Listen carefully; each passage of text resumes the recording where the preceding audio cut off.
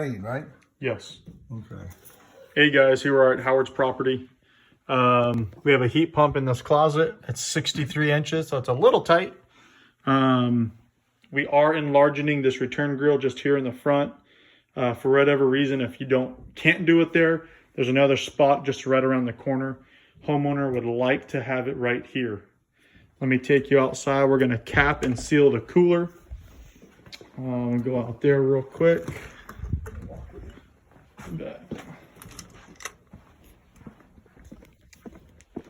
That closet is just right. Over there. That side, I got the lock on the gate.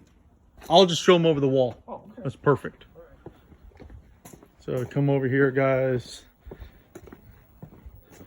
He'll be able to take that lock off for tomorrow's install. We're gonna cap and seal that cooler, and on the other side is where the AC is located. Standard, nothing crazy out here, guys. Cap and seal that cooler with duck board is sheet metal cap on the exterior. And then new disconnect box, seal the electrical whips on the other side. If you have any questions, this is Frank. Thanks.